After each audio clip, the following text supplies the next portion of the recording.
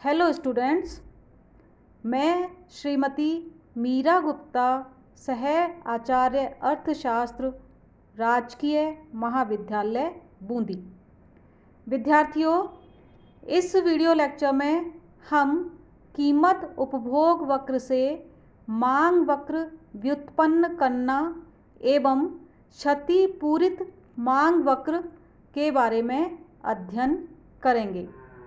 The derivation of demand curve from price consumption curve and compensated demand curve का हम अध्ययन करेंगे।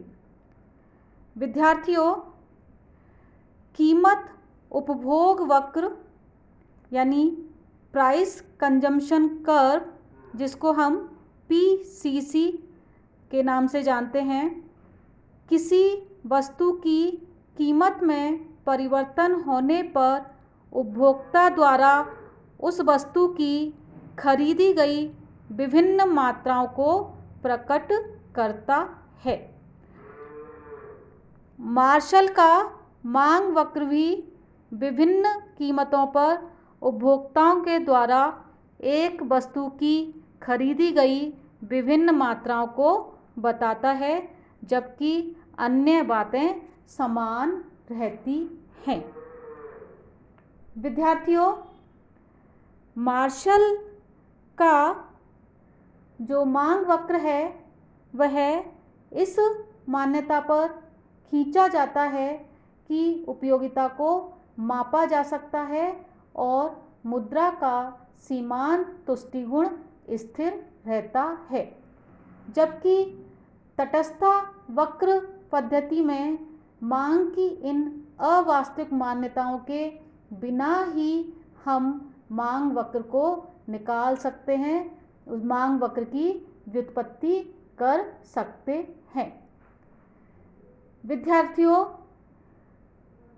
इसके लिए हमें उपभोक्ता की मौद्रिक आय और उसका उदासीनता मानचित्र इंडिफरेंस मैप दिया हुआ हो तो PCC से, प्राइस कंजम्पशन कर्व से, किसी वस्तु के लिए उपभोक्ता का मांग वक्र निकाला जा सकता है।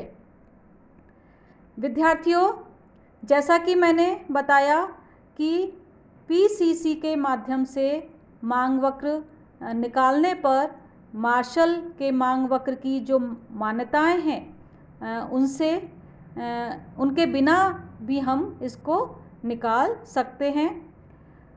और मांग वक्र जैसा कि यह बताता है कि एक पदार्थ विभिन्न कीमतों पर कितनी मात्रा में खरीदा जाता है, और मांग वक्र को बनाते समय ये मान लिया जाता है कि उपभोक्ता की रुचियां, आय तथा अन्य पदार्थों की कीमतें पूर्ववत रहती हैं। यदि हम PCC कर्व के बारे में ध्यान से देखें तो हमें ये पता चलेगा कि मांग वक्र किसी न किसी रूप में वस्तु के लिए उसके कीमत उपभोग वक्र से संबंधित होता है। यानी जो कीमत उपभोग वक्र है वह वस्तु के मांग के बारे में जानकारी देता है, और मांग वक्र भी विभिन्न कीमतों पर वस्तु की मांगी गई मांग मात्राओं को बताता है।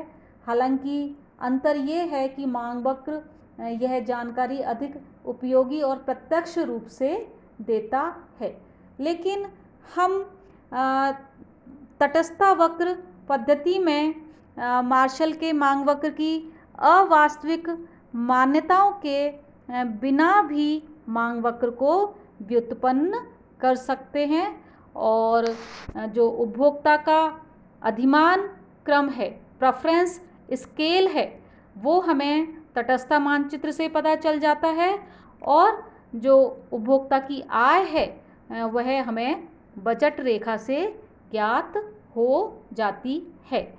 तो हम आगे PCC के माध्यम से मांग वक्र को निकालना सीखेंगे।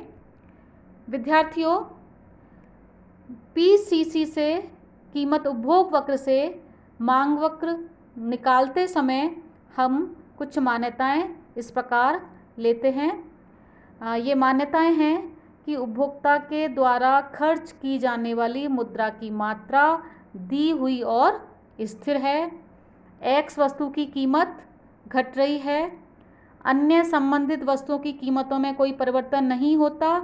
उपभोक्ता की रुचियां और अधिमान स्थिर रहते हैं। इन मान्यताओं के अधीन रहते हुए हम कीमत उपभोग वक्र से मांग वक्र निकालने को आगे चित्र के द्वारा स्पष्ट कर सकते हैं। विद्यार्थियों, यहाँ आपको चित्र दिखाई दे रहा है। ये चित्र 2 भागों में बनाया गया है और आप देख सकते हैं चित्र के ऊपरी भाग में एक्स अक्ष पर एक्स वस्तु ली गई है और वाई अक्ष पर मुद्रा की मात्रा ली गई है रुपयों में, मनी इन रुपीज़।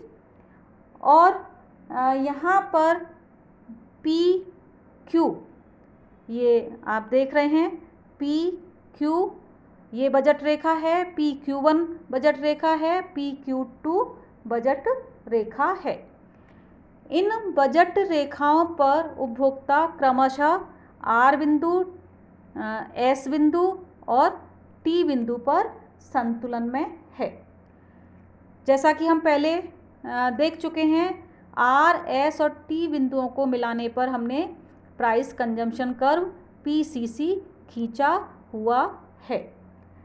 विद्यार्थियों, इस PCC वक्र के संतुलन बिंदुओं पर क्रमशः OA मात्रा, OB मात्रा और OC मात्रा की इकाइयाँ, एक्स वस्तु की इकाइयाँ उपभोक्ता खरीद रहा है। और हम एक चीज़ और आपको बता दें कि यहाँ पर जो वस्तु की कीमत है, एक्स वस्तु की जो कीमत है, हम उसको प्रति इकाई कीमत को भी हम यहाँ पर ज्ञात कर सकते हैं।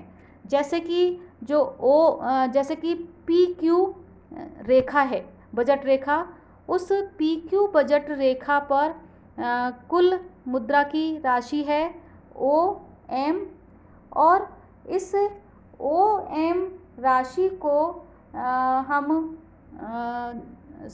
OP राशि को, यहाँ पे ये बिंदु है OP राशि को यदि हम ये PQ बजट रेखा पर हम कीमत निकालना चाहें तो ये होगी PQ बजट रेखा पर OP डिवाइडेड बाई OQ।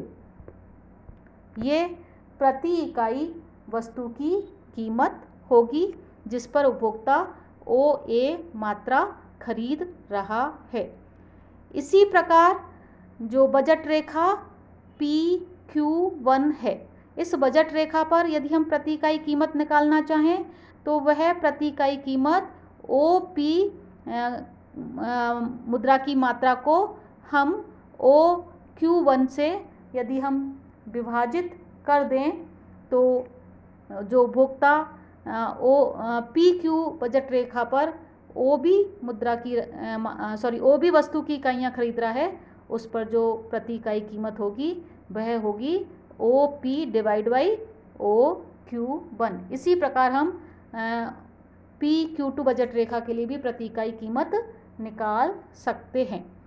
तो इस प्रति इकाई कीमत को और उपभोक्ता के द्वारा मांगी गई मांग मात्रा को हम एक अनुसूची के द्वारा देख सकते हैं। इसको पहले मैं आपको बता दूं कि आप यहाँ देख सकते हैं हमारी जो बजट रेखा थी PQ, उस PQ बजट रेखा पर जो एक्स वस्तु की जो कीमत होगी वह होगी total money divided by number of units of x, यानी टोटल मनी है OP और उस OP मुद्रा राशि से OQ एक्स वस्तु की इकाइयाँ खरीदी जा सकती हैं। और हमने चित्र में आप देख ही रहे हैं की जो मुद्रा की मात्रा है वह 10 रुपये ली गई है टोटल।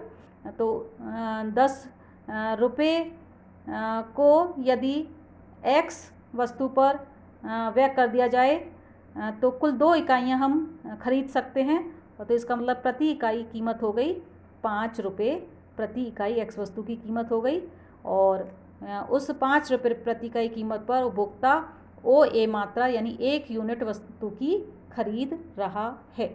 इसी प्रकार PQ1 बजट रेखा पर प्रति इकाई 2 रुपये है x वस्तु की कीमत, और उस 2 रुपये प्रति इकाई x वस्तु की कीमत पर उपभोक्ता 4 इकाइयाँ x वस्तु की खरीद रहा है जो कि OB मात्रा के बराबर है। इसी प्रकार हम PQ2 बजट रेखा है उस पर हम प्रति इकाई कीमत निकाल सकते हैं। आप अब इसको डायग्राम में देखिए।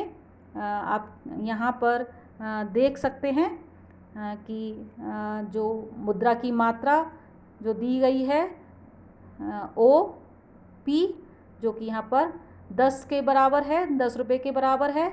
उस 10 रुपये को यदि PQ बजट रेखा के अनुसार x वस्तु पर व्यय किया जाता है पूरी मात्रा को, तो उपभोक्ता x वस्तु की 2 इकाइयाँ खर्च कर सकता है, और लेकिन संतुलन स्थिति में वह OA मात्रा यानी 1 इकाई x वस्तु की मात्रा खरीद रहा है। जो हमने अभी अनुसूची देखी, मांग मात्रा की जो अनुसूची देखी, उसको यहाँ चित्र के नीचे वाले हिस्से में दिखाया गया है। यानी चित्र के नीचे वाले हिस्से में OY अक्ष पर प्राइस ऑफ x वस्तु की कीमत दिखाई गई है, और OX अक्ष पर क्वांटिटी डिमांडेड ऑफ x यानी x वस्तु की मांगी गई मात्रा दिखाई गई है। PQ बजट रेखा के अनुरूप जो प्रति इकाई कीमत है x वस्तु की वह 5 है। इस 5 रुपये प्रति इकाई x वस्तु की कीमत पर उपभोक्ता 1 इकाई वस्तु x वस्तु की 1 इकाई खरीद रहा है। PQ1 इस बजट रेखा के अनुरूप जो प्रति इकाई कीमत है वह यहाँ देख रहे हैं आप 2 रुपये है प्रति इकाई कीमत x वस्तु की, और इस 2 रुपये प्रति इकाई कीमत पर उपभोक्ता x वस्तु की OB मात्रा यानी 4 यूनिट क्रय कर रहा है। इसी प्रकार PQ2 बजट रेखा के अनुरूप जो x वस्तु की प्रति इकाई कीमत है P3 जिसको हमने दिखाया हुआ है, वह प्रति इकाई कीमत x वस्तु की 1 रुपये है, और इस पर उपभोक्ता x वस्तु की OC मात्रा यानी 7 इकाइयाँ खरीद रहा है। तो हम ये जो F बिंदु है, G बिंदु है और H बिंदु हैं, इनको मिला दें तो हमें उपभोक्ता के लिए मांग वक्र ये प्राप्त हो जाएगा।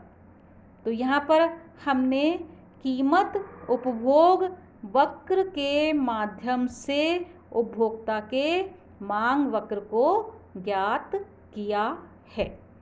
PCC कर्व जो है कीमत उपभोग वक्र है, वह भी उपभोक्ता की मांग मात्रा के बारे में बताता है, लेकिन जो मांग वक्र है वह इस जानकारी को अधिक स्पष्ट तौर पर और प्रत्यक्ष रूप में प्रदान करता है कि वस्तु की विभिन्न कीमतों पर मांगी गई मात्रा कितनी होगी। विद्यार्थियों, यहाँ पर आप देख रहे हैं कि जो मांग वक्र है वह ऋणात्मक ढाल वाला है। तो ऋणात्मक ढाल वाला जो मांग वक्र है वह सामान्य वस्तुओं के लिए होता है, क्योंकि सामान्य वस्तुओं के संदर्भ में मांग का नियम लागू होता है। और जो गिफिन वस्तुएं हैं, यदि हम उनके लिए मांग वक्र बनाना चाहें तो वह धनात्मक ढाल वाला होगा, और गिफिन वस्तुओं के लिए जो PCC कर्व है वह पीछे की ओर मुड़ता हुआ होगा, बैकवर्ड बेंडिंग होगा। आप गिफिन गुड्स के लिए PCC कर्व आप जो है देख सकते हैं। हमने पिछले वीडियो लेक्चर में सामान्य वस्तु, घटिया वस्तु और गिफिन वस्तुओं की चर्चा की थी। वहाँ आप जो कीमत उपभोग वक्र है उसकी आकृति को देखकर आप गिवन गुड्स के लिए डिमांड कर्व इसी प्रकार से निकाल सकते हैं। विद्यार्थियों, ये तो हुई कीमत उपभोग वक्र से मांग वक्र ज्ञात करने की विधि। अब हम एक और दूसरे कंसेप्ट अवधारणा की बात करते हैं, क्षतिपूरित मांग वक्र, कंपनसेटेड डिमांड कर्व। विद्यार्थियों, एक वस्तु के लिए क्षतिपूरित मांग वक्र एक ऐसा वक्र है जो ये दर्शाता है कि परिवर्तित कीमत पर उपभोक्ता द्वारा वस्तु की कितनी मात्रा खरीदी जाएगी यदि आय प्रभाव को हटा दिया जाए। विद्यार्थियों, क्षतिपूरित मांग वक्र हिक्स और स्लट्सकी दोनों के द्वारा व्यक्त प्रतिस्थापन प्रभावों के द्वारा हम उसकी व्याख्या कर सकते हैं। यानी हम क्षतिपूरित मांग वक्र हिक्स के प्रतिस्थापन प्रभाव के आधार पर बना सकते हैं और हम स्लट्सकी के द्वारा व्यक्त प्रतिस्थापन प्रभाव के आधार पर भी हम क्षतिपूरित मांग वक्र बना सकते हैं। आगे हमने चित्र में हिक्स और स्लट्सकी के क्षतिपूरित मांग वक्रों और साधारण मांग वक्र, जिसको हम मार्शल के मांग वक्र के नाम से जानते हैं, उसको हमने व्युत्पन्न किया है। अब आप डायग्राम में देखिए, यहाँ इस चित्र में भी दो भाग हैं, ए और बी। जो ए भाग है चित्र का, उसमें एक्स वस्तु को ओ एक्स अक्ष पर लिया गया है और वाई अक्ष पर वाई वस्तु को लिया गया है। यहाँ पर जो मूल बजट रेखा है वह है पी क्यू। आप यहाँ देख सकते हैं, ये पी बिंदु है और ये क्यू बिंदु है। ये पी क्यू बजट रेखा है। इसके बिंदु पर, आर बिंदु पर उपभोक्ता संतुलन में है। ये प्रारंभिक स्थिति है। अब उपभोक्ता के लिए एक्स वस्तु की कीमत कम हो जाती है तो उपभोक्ता के लिए जो बजट रेखा है वह PQ1 हो जाती है। इस PQ1 बजट रेखा पर उपभोक्ता T बिंदु पर संतुलन में है, जैसा कि आप देख रहे हैं I3 यानी तटस्थ वक्र 3 पर उपभोक्ता T बिंदु पर यहाँ पर संतुलन में है। तो आप देख सकते हैं कि यहाँ पर हमने R बिंदु के अनुरूप नीचे वाले चित्र में R पॉइंट ये है, ये उपभोक्ता का प्रारंभिक बिंदु है और X वस्तु की कीमत घट जाने पर उपभोक्ता T बिंदु पर पहुँच गया है। उस T बिंदु के अनुरूप नीचे वाले चित्र में यह T बिंदु दिखाई दे रहा है। तो R और T को जोड़कर हमने D3 मांग वक्र बनाया है, जो कि मार्शल का मांग वक्र कहलाएगा, साधारण मांग वक्र कहा जाएगा इसको। तो D3 साधारण मांग वक्र है। R से T बिंदुओं को जोड़कर हम मांग वक्र बनाया है। और विद्यार्थियों, यहाँ पर एक चीज़ और बता दूँ मैं आपको कि जो चित्र का नीचे वाला हिस्सा है उसमें ओ वाई अक्ष पर प्राइस ऑफ एक्स, एक्स वस्तु की कीमत ली गई है और हमने जो ये P बिंदु है इस अक्ष पर, वाई अक्ष पर P बिंदु हमने एक बिंदु मान लिया है कीमत के लिए, एक्स वस्तु की कीमत के लिए। और जब एक्स वस्तु की कीमत घट गई है, यानी जब बजट रेखा PQ से PQ1 हो गई है, तो हमने घटी हुई कीमत के लिए दूसरा बिंदु एक P1 मान लिया है। P1 बिंदु PQ1 बजट रेखा के अनुरूप है और जो P बिंदु है वह PQ बजट रेखा के अनुरूप है।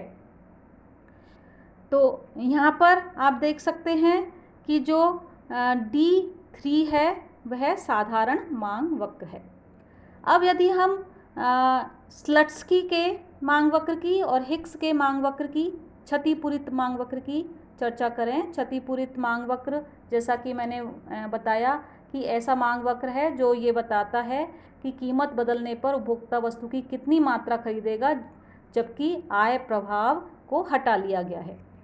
तो हम कीमत प्रभाव में से आय प्रभाव और प्रतिस्थापन प्रभाव को अलग करते समय आपको बता चुके हैं कि जब कीमत उपभोक्ता के लिए कम हो गई है तो उपभोक्ता आर से टी बिंदु पर चला गया, ये कीमत प्रभाव है। और उपभोक्ता के लिए जो एम एन ये रेखा खींची गई है जो कि पी क्यू वन रेखा के समानांतर है, और ये आय में क्षतिपूरक परिवर्तन करने के पश्चात चूँकि कीमत घट गई है वस्तु की, तो उपभोक्ता की जो वास्तविक आय बढ़ गई है वह ऊंचे संतुष्टि स्तर पर पहुंच गया है। तो उससे बढ़ी हुई वास्तविक आय पी एम वाई वस्तु के रूप में ले ली गई है, तब वह आर से एच बिंदु पर आ गया है, यानी अपने पूर्व संतुष्टि स्तर पर है हिक्स विधि के अनुसार। यानी आर से एच तक जाना हिक्स विधि के अनुसार प्रतिस्थापन प्रभाव है कीमत घटने पर। तो इस एच बिंदु के अनुरूप हमने यहाँ नीचे वाले हिस्से में एच बिंदु दिखाया हुआ है। तो आर से एच बिंदु पर जो है ये D1 हिक्स का मांग वक्र है। और जब हम स्लट्स्की का प्रतिस्थापन प्रभाव देखते हैं, जैसा कि हम पहले भी आपको समझा चुके हैं, उपभोक्ता से PM1 वाई वस्तु के रूप में ये मौद्रिक आय वापस ली गई है, और इस प्रकार ये M1N1 रेखा इस प्रकार खींची गई है कि उपभोक्ता चाहे तो अपने पूर्व संतुलन बिंदु R को क्रय कर सके, लेकिन वह R पर नहीं रहता बल्कि वह उसका संतुलन S बिंदु पर होगा। तो R से S स्लट्स्की का प्रतिस्थापन प्रभाव है, और उसी के अनुरूप हमने नीचे वाले चित्र में जो आपको ये S दिखाई दे रहा है, ये स्लट्स्की के प्रतिस्थापन प्रभाव के अनुरूप हमने मांग वक्र D2 निकालने के लिए S बिंदु यहाँ पर दिखाया हुआ है। तो R से S स्लट्स्की के अनुसार मांग में वृद्धि है X वस्तु की कीमत में कमी होने पर। तो यहाँ आप देख सकते हैं D3 मार्शल का मांग वक्र है, D2 स्लट्स्की का मांग वक्र है, और D1 हिक्स का मांग वक्र है। D2 और D1 क्षतिपूरित मांग वक्र हैं, और D3 साधारण मांग वक्र है। तो इस प्रकार हम तटस्थता वक्र के माध्यम से हम क्षतिपूरित मांग वक्र निकाल सकते हैं, और क्षतिपूरित मांग वक्र को निकालने के लिए हमने आय प्रभाव को हटा दिया है कीमत परिवर्तन होने पर। विद्यार्थियों, क्षतिपूरित मांग वक्र चाहे हिक्स का हो या स्लट्स्की का हो, सदैव नीचे की ओर ढालू होता है, यानी ऋणात्मक ढाल वाला होता है, क्योंकि क्षतिपूरित मांग वक्र इस प्रकार खींचा जाता है कि केवल प्रतिस्थापन प्रभाव ही सक्रिय रहता है और आय प्रभाव को आय क्षतिपूरित करके बिल्कुल समाप्त कर दिया जाता है। तो इसलिए आप ये ध्यान रखें कि क्षतिपूरित मांग वक्र जो है हमेशा ऋणात्मक ढाल वाले होते हैं।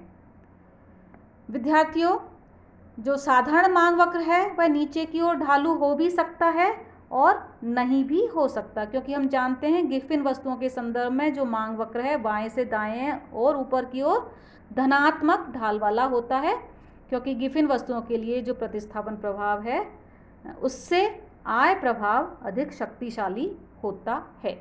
तो गिफिन वस्तुओं के संदर्भ में साधारण मांग वक्र धनात्मक ढाल वाला होता है, लेकिन विद्यार्थियों क्षतिपूरित मांग वक्र चाहे स्लट्स्की का हो चाहे हिक्स का हो वह हमेशा ऋणात्मक ढाल वाला होगा।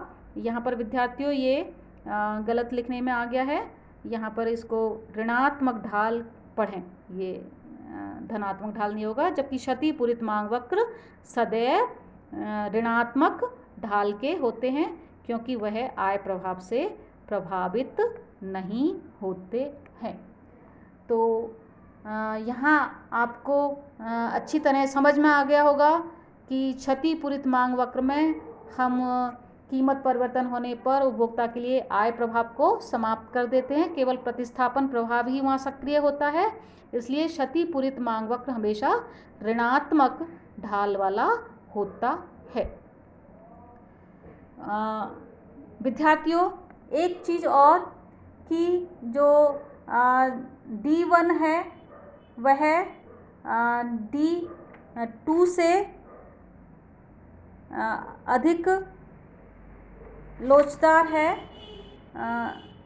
D1 से D2 अधिक लोचदार है, यानी हिक्स के मांग वक्र से स्लट्सकी का मांग वक्र अधिक लोचदार है, और जो स्लट्सकी का मांग वक्र है उससे मार्शल का जो D3 मांग वक्र है वह अधिक लोचदार है। आप तीनों मांग वक्र की जो आकृति है उससे आप देख सकते हैं D3 मांग वक्र सबसे अधिक लोचदार है, क्योंकि उसमें कीमत परिवर्तन होने पर जो वस्तु की मात्रा में जो वृद्धि है, कीमत में घटने पर वस्तु की मात्रा में जो वृद्धि हो रही है वह सबसे अधिक है, और जो हिक्स का मांग वक्र है वह सबसे कम लोचदार है इन तीनों में। तो मैं समझती हूँ आपको ये दोनों कंसेप्ट समझ में आ गए होंगे, क्षतिपूरित मांग वक्र और कीमत उपभोग वक्र से मांग वक्र को निकालना। तो अभी के लिए इतना ही काफ़ी है। विद्यार्थियों, यहाँ मैंने इस वीडियो लेक्चर को बनाने के लिए उच्चतर आर्थिक सिद्धांत HL आहूजा, उच्च आर्थिक सिद्धांत ML जिंगन और economicdiscussion.net इस लिंक को काम में लिया है। Thank you.